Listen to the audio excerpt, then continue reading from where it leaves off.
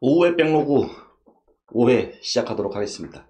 이번 회차는 2024년 4월 달의 백로그입니다. 5월 달에 쉬는 날이 좀 많다 보니까 4월 달 거를 조금 땡겼습니다. 자, 우선 오후 생각. 5월 달에는 쉬는 날이 너무 많네요. 지금 우리 직원들끼리 하는 얘기는 5월 달은 주 4일 근무월이다. 그래서 이제 마지막 주에 이제 연차 같은 거 하나 쓰면은 첫째 주부터 4주차까지 그냥 뭐 일주일에 4일씩만 일하면 되니까 아주 기분이 좋습니다. 이미 또 이제 대부분 이제 수요일이 두 번이나 있다 보니까 연차 이틀 붙여서 장기 휴가 가시는 분들도 많이 계시고요. 자, 이달의 설문. 제가 이제 이렇게 적었죠. 제가 이제 회사에 입사를 했는데 이제 팀장으로 입사를 하다 보니까 책임감도 좀 있고 이것저것 좀 생각할 게 많아서 4월 달에 설문을 이런 주제로 여러분의 팀장은 당신의 코드에 얼마나 관여하나요? 이런 주제로 한번 설문을 해봤고요. 149분이 설문에 응해 주셨습니다. 설문 기간은 4월 26일까지 어제까지의 내용을 정리를 해봤고요. 설문 내용을 보니까 바쁘지만 않으면 코드 리뷰를 합니다. 코드 리뷰까지 해주신 팀장님 분들이 한 17% 정도, 그 다음에 절반 정도는 업무 배분만 하고 끝. 그 다음에 제가 다 해요 13%가 있었는데 아마 요거는 조금 이제 규모가 작은 회사에 개발자도 팀장이 있는지 없는지도 잘 모르겠고 나 혼자 개발하는 뭐 그런 회사에서 일하시는 분들이 아닐까라고 좀 생각이 들고요. 그 다음에 또 한 17% 정도가 팀장이 풀스택 개발자라서 뭐든지 질문하면 다 알려주긴 한다. 뭐 이런 분들 계셨고, 그 중에 이제 DB 스키마까지만 설명하고 끝내시는 팀장님도 계시다. 이렇게 3% 정도 있었습니다. 요거를 좀 이제 정리를 해보니까 총평은 제가 볼 때 이제 나름대로 저관여층 이게 정치적 얘기 같은데, 저관여층이 이제 60% 정도 되고요. 고관여층이 한 17%, 그 다음에 한 중간 정도가 나머지 한 15%에서 20% 정도, 이렇게 되는 것 같습니다. 저는 이제 요 설문 결과하고 이제 제가 지금 하고 있는 거를 가만히 이제 생각을 해보니까 저는 한 저하고 중에 가운데인 것 같습니다. 이거 좀 반성해야 될 것 같습니다. 저도 좀 노력을 많이 할 거고요. 요 내용을 보면서 이제 개인적으로 이제 기술 직군, 도제식 교육이 좀 필요하다고 생각을 하는 축에 드는데요. 요런 거 좀 싫어하시는 20, 30대도 계시긴 하지만은 어쩔 수 없는 것 같습니다. 기술직은 선배가 알려주는 게 가장 빠르거든요. 그런데, 뭐, 요런 게 도제식 교육이라는 게 조금 어느 정도 통하려면은 선임이든 후임이든 인성이 부족하면은 좀 성립하기 어렵죠. 그래서 요거와 관련해 가지고 제가 5월 설문을 좀 준비를 했고요. 지금 영상 찍는 시간이 지금 요 날인데 제가 아침에 찍고 있어서 13시 제가 이제 녹화 끝내고 편집하고 뭐 이렇게 올리는 시간이랑 거의 비슷하게 오픈이 될 것 같습니다. 자, 이달에 이제 어떤 일들을 했는지 한번 좀 보도록 하시죠. 제가 LMS 이벤트 스토밍을 하고 있다라고 이제 지난 백로그에서도 이제 말씀을 드렸었고, 그 LMS 이벤트 스토밍을 이제 완료를 했습니다. 이벤트 스토밍을 먼저 좀 볼까요? 이벤트 스토밍을 뭐 이렇게 했는데 그냥 단순하게 그냥 몇 개 이렇게 해가지고 한 게 아니라 제가 이제 제미나이 있죠? AI 그 채팅 툴, 그거를 이용을 해가지고 요구사항을 이제 문서로 목록으로 쭉 다 뽑았고 그거를 예전에도 좀 보여드린 적이 있는 것 같은데 제가 그거를 좀 보여드려야 될 것 같아요. 미처 준비를 못했는데. 그래서 LMS 관련해 가지고 제가 이와 같이 쭉 요구사항들을 이같이 문서로 다 정리를 했었고요. 이 문서 정리한 거를 제가 이벤트 스토밍을 하겠습니다 라고 이제 말씀을 드리고 이벤트 스토밍을 진행을 했죠. 그래서 그 유스 케이스들이 여러 가지가 나오더라고요. 공지사항 등록 관리, 수강료 환불, 수강료 관리 이렇게 많이 나왔고요. 한 17개인가 정도 유스 케이스가 나왔던 것 같고 이 유스 케이스들에 대해서 이벤트 스토밍을 진행을 했습니다. 그래서 이벤트 스토밍 한 거를 보시면은 제가 옵시디안에 엑스칼리드로 플러그인을 설치를 해가지고 제가 작성을 했고요. 이와 같이 강의 계획서 작성, 이벤트 스토밍을 쭉 진행을 했고요. 그 다음에 공지사항 등록 관리, 뭐 이런 식으로.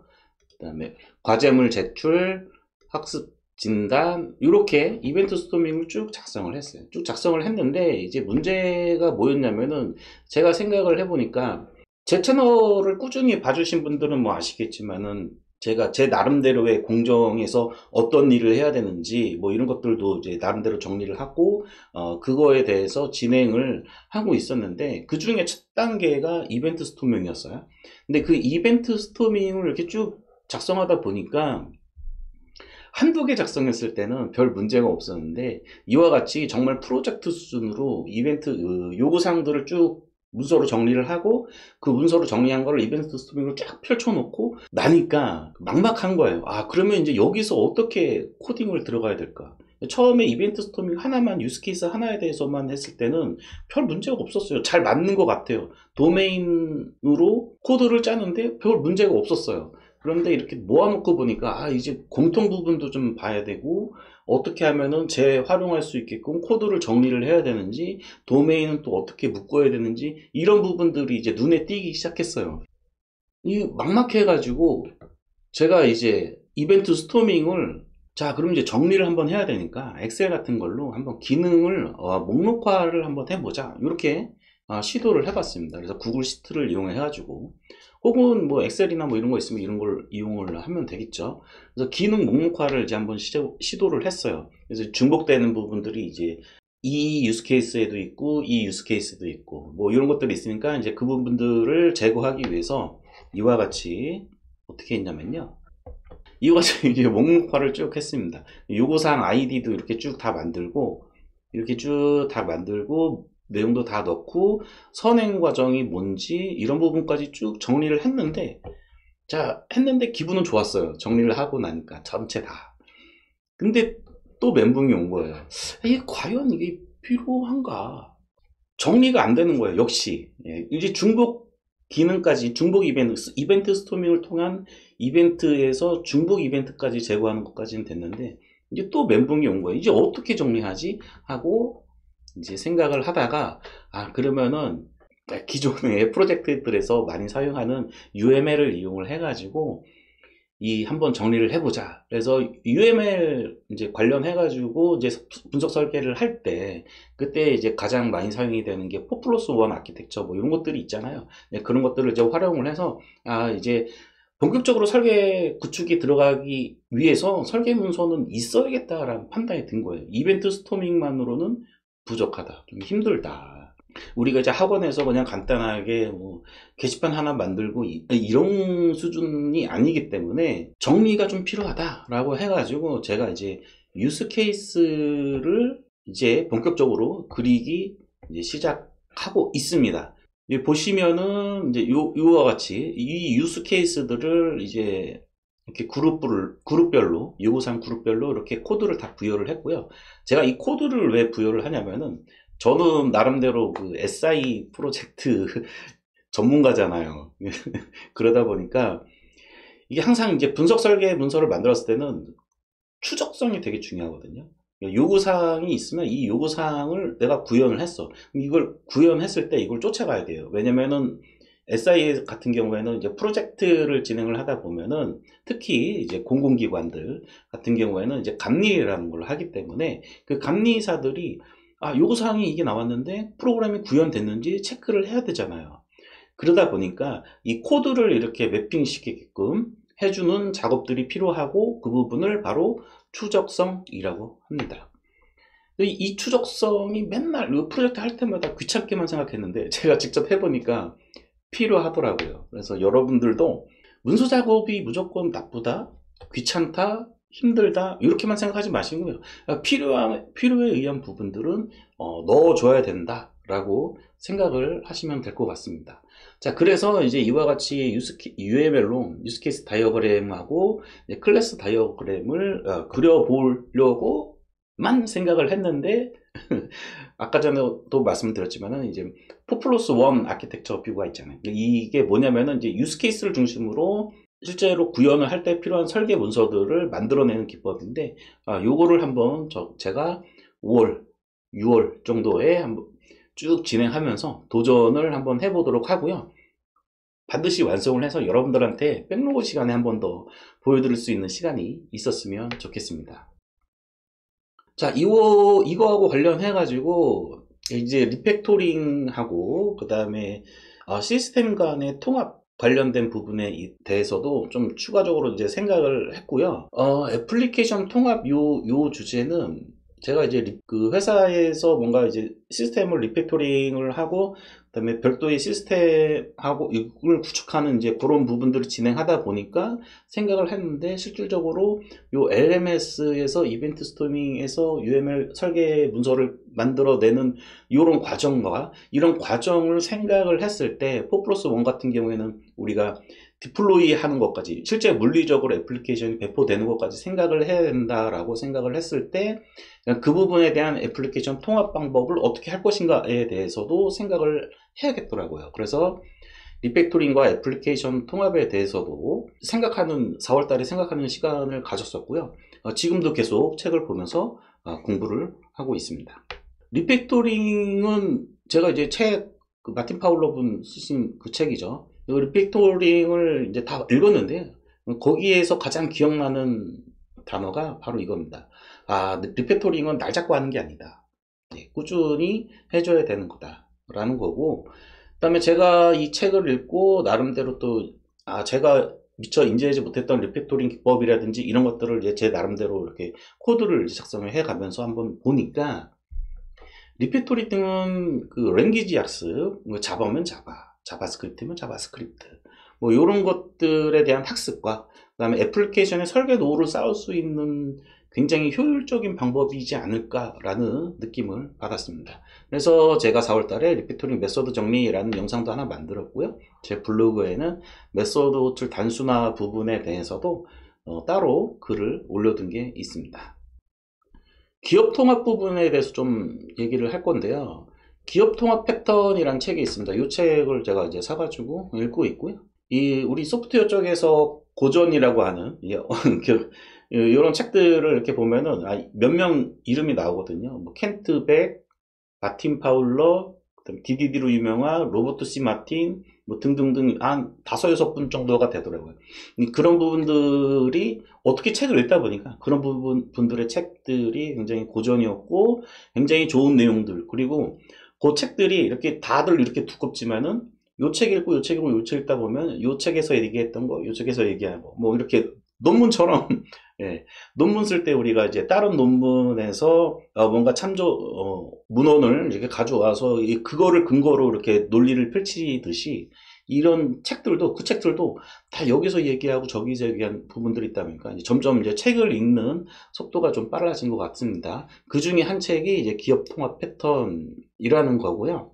마틴 파울러라는 분이 이제 기업 통합 패턴 책을 쓴 건 아니고 그 엔터프라이즈 관련해 가지고 뭔가 패턴에 대한 책을 쓰셨는데, 거기서 얘기하지 못한 이야기가 있다라고 말씀을 하셨는데, 이제 그거에 대해서 본격적으로 쓰기 시작한 책이 기업 통합 패턴이고요. 이 기업 통합 패턴을 제가 지금 다 읽은 건 아니고 이제 앞부분에 패턴 나오기 이전 직전까지는 제가 다 읽었는데, 거기 보면은 이 메시징 해결책이라고 있는데, 이 메시징이 뭐냐면 우리가 이제 여러분들 카프카 아시죠? 카프카.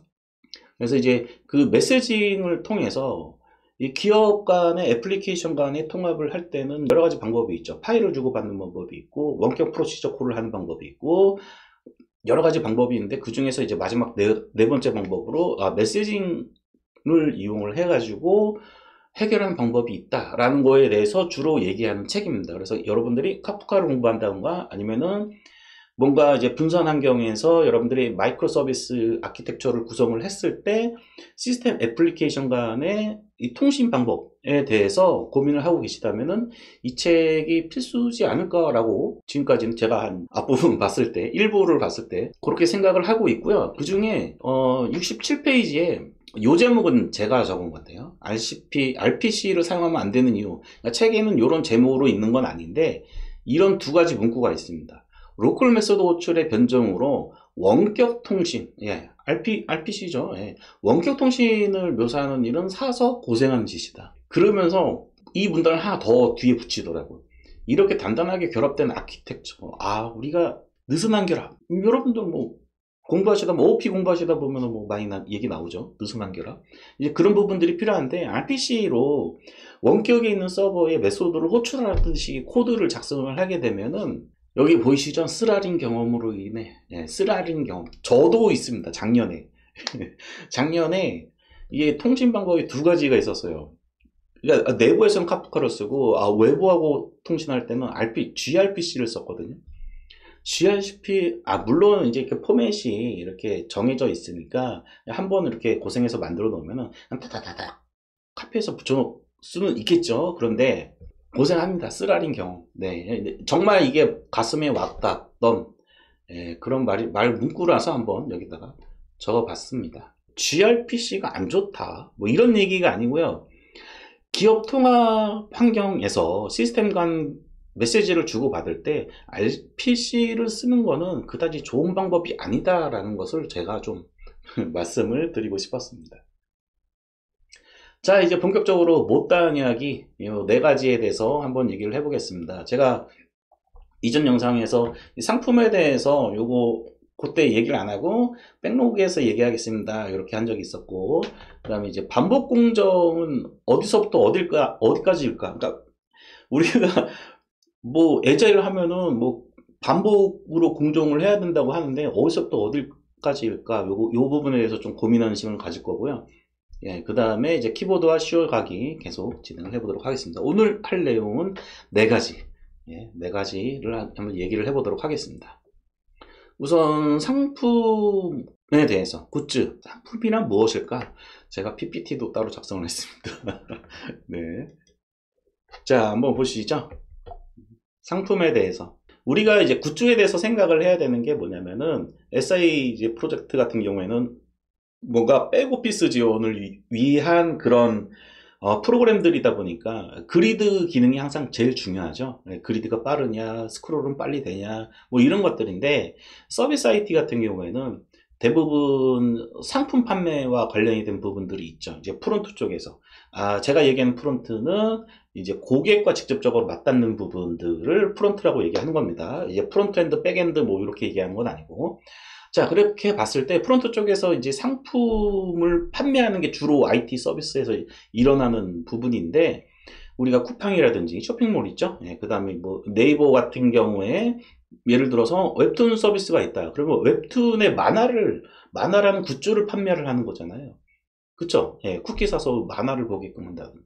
그러니까 이런 부분들이 이제 상품이라는 얘기인 거죠. 이 상품에 대해서 조금 우리가 한번 생각해 볼 필요가 있는데, 어떤 관점에서 상품에 대해서 생각을 해봐야 되냐면은, 이거니까 돈을 벌어야 되는 거니까 우리가 좀 세법적인 부분에서 한번 상품을 살펴보자 라는 겁니다. 자, 그래서 한번 봅시다. 상품의 정의. 상품은 시장에서 매매되는 재화나 용역입니다. 물건도 있지만은, 우리 그 쿠몽이나 뭐 이런 거 보면은 프리랜서들도 사고 파는 거잖아요. 그런 용역까지도 우리는 상품으로 보는 거다. 그래서 여러분들이 이게 경제학이나 뭐 이런 거를 전공하신 분들, 이런 분들은 상품이, 이거 재화나 용역 당연히 상품 아니야 라고 생각을 하시지만은, 이제 그런 정보들을 얻을 수 없거나 이제 학습하지 못하셨던 분들 같은 경우에는 상품이 그냥 단순히 쇼핑몰에서 파는 그냥 뭐 마우스 하나, 뭐 볼펜 하나, 뭐 이렇게 생각하실 수도 있거든요. 그런 부분들에 대한 생각을 조금 떨쳐내자라는 부분에서 제가 정의를 한번 살펴봤고요. 그래서 상품에는 이제 유형과 무형이 있습니다. 유형은 그러니까 식품, 의류, 가전 뭐 이런 것들. 그다음에 무형은 아까 얘기했던 용역들도 있지만은, 여기 보시다시피 주식, 보험, 이런 금융상품 이런 것도 무형이라고 볼 수가 있죠. 우리가 이 IT 쪽에서 요 회사들은 좀 도전해 볼 만하다라고 하는 네카라코베당투 뭐 이런 회사들 있잖아요. 그 회사들을 한번 쭉 우리가 생각을 해보자고요. 생각을 해보면은 거기에 토스 같은 경우에는 금융회사죠. 이렇게 생각을 하시면 되겠습니다. 재화가 뭐고 용역이 뭐냐? 재화는, 자, 이제 여기서 이제 법적으로 한번 부가가치세법에 재화와 용역에 대해서 이렇게 정리가 되어 있습니다. 요거에 대해서 한번 살펴보도록 하죠. 그리고 요거는 대통령령으로 정한다. 재화가 뭔지, 용역이 뭔지는 대통령이 정한다라는 얘기예요. 그렇기 때문에 개발하시는 우리 개발자들, 정치에 꼭 관심을 가셔야 됩니다. 대통령이 누가 되냐에 따라서 재화 용역의 정의가 달라질 수가 있고, 우리가 서비스 IT로서 물건을 인터넷에 팔 수 있는 그런 범위가 달라질 수가 있습니다. 세법적으로요. 재화가 뭐냐? 우리가 일반적으로 생각하는 물건하고 권리까지 얘기를 한다라는 거죠. 권리가 아까 전에 여기 뒤에 아까 얘기했던 게 무형에 들어가겠죠. 권리 같은 경우에. 이런 것도 재화라고 얘기를 한다라는 거예요. 그 다음에 용역은 이제 사람, 재산 가치가 있는 모든 영모와 그 밖에 행위를 얘기를 합니다. 우리가 이제 건설 노동자분들도 계시고, IT 서비스의 개발을 위해서 우리 프리랜서들 뭐 있죠. 그 다음에 디자인 하시는 분들은, 잘 나가시는 분들은 프리랜서로 뭐 억대 넘게 버시더라고요. 네. 네. 어쨌든 어떤 분야를 떠나서 사람이 인력으로 뭔가 여기 영무라고 하죠. 뭔가 일을 대신해 주는 거. 뭐 병원에서 이제 간병인 분들, 이런 것도 다 용역이라고 보시면 되겠죠. 좀 더 구체적으로 살펴봅시다. 여기 보시면은 이제 재화와 용역에 대해서 좀 구체적으로 보자면은, 재화 같은 경우에는 이제 상품, 제품, 완료, 뭐 이런 유형적 물건, 그 다음에 무채물이라고 있죠. 무채물. 자, 여기서 이제 전기 이런 것도 재화다. 그 열병합 발전소에서 이렇게 쭉 뜨거운 물 단지에 공급하잖아요. 네, 이런 것들. 그 다음에 이제 물, 흙, 퇴비, 이런 것도 재화의 범위에 포함이 된다.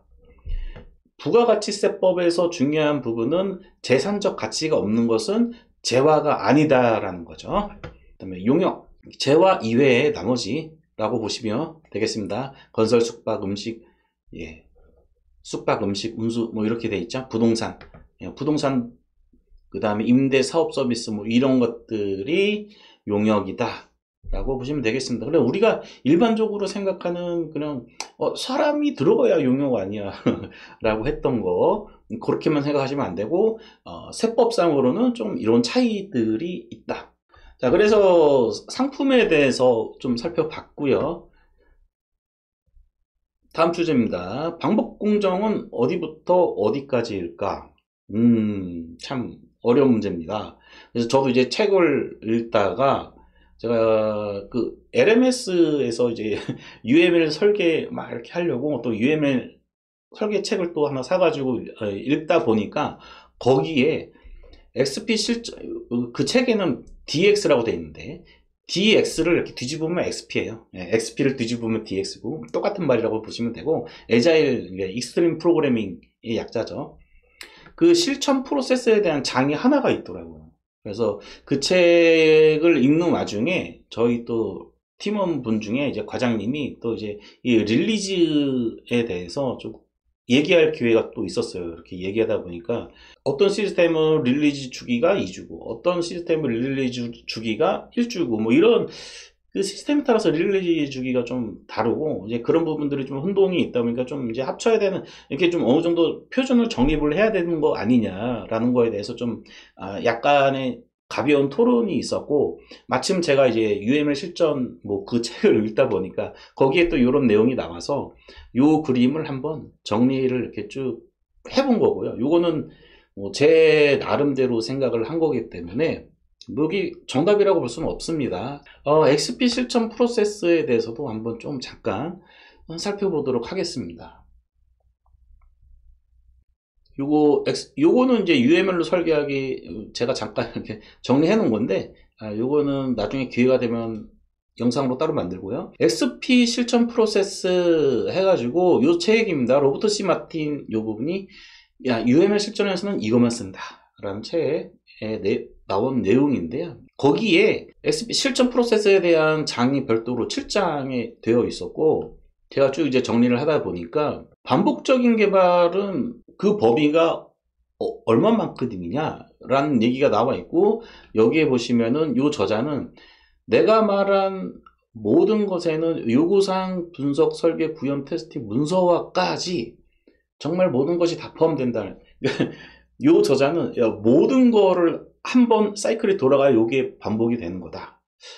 근데 우리 개발자 입장에서는, 그렇죠. 개발자 입장에서는, 좀 어느 정도 직급이 되면 이제 설계를 하실 거고, 대부분 이제 분석은 이제 따로 이제 기획자라든지 아니면은 뭐 SA 프로젝트 같은 경우에 이미 제안서를 넣었을 때 어느 정도 그 분석이 들어간 상태이기 때문에 실제로 개발자가 이제 몸으로 느끼는 부분들은 구현 테스팅 정도일 거예요. 그리고 PM이 와가지고 너 문서 좀 작성해 이렇게 얘기하면은 되게 싫어하죠. 저도 싫어요. 근데 이제 꼭 필수 문서는 뭐 만들어야겠죠. 근데 저자는 이 모든 거를 다 반복해야 반복 공정이다라고 얘기를 한 거예요. 근데 제 생각은 조금 책을 이제 계속 읽기 있는데, 요 상세 내용은 제가 별도 영상으로 만들겠습니다. 내용이 많아서. 그래서 이제 여기 보시면은 맞아요. 처음부터 이제 끝까지 배포 직전까지. 제가 볼 때는 저자의 의도는 배포까지 가고 다시 이제 새로 요구사항을 받아서 얘를 분석하고 이것까지 다 얘기하는 것 같아요. 근데 실질적으로는 그렇게 반복이 진행되기가 어렵다라고 저는 현실적으로 좀 어렵다고 생각을 하고, 그 어떤 이제 관리자급에서 이제 프로젝트 매니저도 있지만 프로덕트 매니저도 있잖아요. 둘 다 PM이라는 용어로 쓰긴 하는데, 마이크로소프트 쪽에 그런 그 발표 이런 것들을 보면 PM을 프로덕트 매니저라고 얘기를 하더라고요. 그래서 좀 개념이 바뀌어야 된다라고 생각을 하고, 프로덕트 매니저가 타스크를 개발자한테 줬을 때 그 타스크에 대한 반복 공정이 돼야 되지 않나 라고 좀 생각을 하고 있습니다. 그래서 그 반복을 어디까지 해야 되는지에 대한 그 범위를 정하기가 솔직히 현실적으로 그걸 명확하게 정한다는 게 참 어려운 내용인 것 같습니다. 자세한 내용은 제가 영상을 별도로 만들어 보도록 할게요. 내용이 길어가서. 자, 그 다음에 세 번째입니다. 제가 그 MX 메카니컬 그 로지텍 거 있잖아요. 로지텍 거 키보드를 샀는데 정말 제 유튜버들 그 믿을 수가 없네. 걔네들 돈 받고 광고한 게 아닌가라고 생각했는데, 이게 지금 쿠팡에서 조금 이제 할인해가지고 20만 원이 넘는 걸 10만 원대 이제 샀는데 완전 실망했습니다. 여러분들 사지 마세요. 진짜 별로고요. 그리고 키보드 높이도 좀 기계식이면은 아예 뭐 이런 거 있잖아요. 이런 거 이게 손목 받침대 이런 거를 그냥 딱 맞춰서 딱 올려놓고 쓰면 되는데 또 높이도 또 애매해요. 그래가지고 뭐 이런 거 두고 쓰기도 좀 불편하고, 뭐 키배열은 맞아가지고 샀었는데 아무튼 비추천입니다. 유튜버들 다 광고 받은 것 같아요. 별로예요. 그래서 얼마 전에 그래가지고 지금 쓰고 있는 키보드는 요겁니다. 요거죠. 레오폴드에서 나오는데요. 요거 무접점 키보드고요. 요거 단종돼 가지고 나오진 않습니다. 해외에서 구매는 할 수 있는데 제가 잠깐 봤는데 40만 원에 파는 데도 있고 70만 원에 파는 데도 있더라고요. 제가 살 때는 한 20만 원 정도 줬던 것 같은데, 지금 한 5년인가 6년 쓰고 있는데 아주 잘 쓰고 있습니다. 아직까지도 메인으로 쓰고 있고, 회사 가져가기 아까워서 아직도 지금 여기서 쓰고 있습니다. 자, 어쨌든 키보드가 좀 하나 필요했어요. 회사에서 쓸 거든 뭐 어디 쓰든 가서. 그래서 이제 제가 엊그저께 요거를 하나 또 구매를 했습니다. 요게 그 한성에서 나온 건데 GK868B 프로라고 해가지고 신상입니다. 소리가 잘 나요. 보시면은 나름 그냥 일반적인 무접점 키보드고요. 윤활 안 해도 될 것 같습니다. 첫 인상은 좋고요. 아직 맥에서도 잘 호환이 되는지는 체크를 못 해봤습니다. 자, 어쨌든 MX 메카니컬 키보드 미니 사지 마세요. 그 다음에 마지막으로 쉬어가기. 제가 이제 유튜브 채널에 영상을 이제 올린 지 지금 한 1년 반 좀 넘었거든요. 이게 조금 이제 지쳐가는 것 같아요. 회사까지 이제 같이 병행하고 있다 보니까. 그래서 좀 쉬어야겠다 해가지고 지난주에 하루 정말 쉬었습니다. 하루 집에 여기 사무실 안 오고 공부도 안 하고 쉬었는데 쉰 게 같지 않네요. 이런 얘기를 한 적이 있었던 것 같아요. 뭐냐면은 내가 뭔가를 일을 할 때 내가 신경 쓰진 않지만은 신경 쓰기는 귀찮은데 꼭 해야 되는 일들은 루틴으로 만들어라 이렇게 얘기를 했거든요. 한 적이 있었던 것 같은데 이 루틴을 이렇게 만들어 놓고 이제 그동안 한 1년, 2년 정도를 잘 이제 루틴을 지켜왔죠. 지켜왔는데 그것도 이제 지치네요. 예. 루틴을 벗어나는 법을 좀 찾아야 되는 때가 아닌가. 자, 그럼 이제 루틴을 벗어나서 어떻게 쉬어야 되는가에 대해서 조금 요즘 고민을 하고 있고요. 아는 친구들 만나서 식사를 한다던가, 저녁에. 그 다음에, 머리 자르고 뭐 이런 거는 뭐 매달 하는 거니까, 예, 청소. 이것도 쉬는 건가에 대해서는 좀 한번 고민을 해봐야 될 것 같고, 여행을, 제가 개인적으로 어렸을 때는 여행을 이제 국내형 여행 혼자 이렇게 배낭 메고 거의 도보 반, 고속버스 반으로 돌아다녔었는데 이제는 좀 나이가 있어서 여행 가기도 쉽지는 않습니다. 자, 그래서 여러분들도 어떻게 쉬어가야 될지 한번 좀 고민보다는 그냥 아예 생각을 안 해버려야 되지 않나. 네. 어쨌든 저의 쉬어가기는 그동안 잘 지켜왔던 루틴을 좀 한번 좀 어떻게 벗어나야 되는지에 대해서도 이것저것 좀 시도를 해봐야 될 것 같습니다. 자, 여기 이제 백로고에 올렸던 이제 링크들은 제가 설명란에 쭉 적어드리도록 하고요. 오늘은 여기까지 하도록 하겠습니다.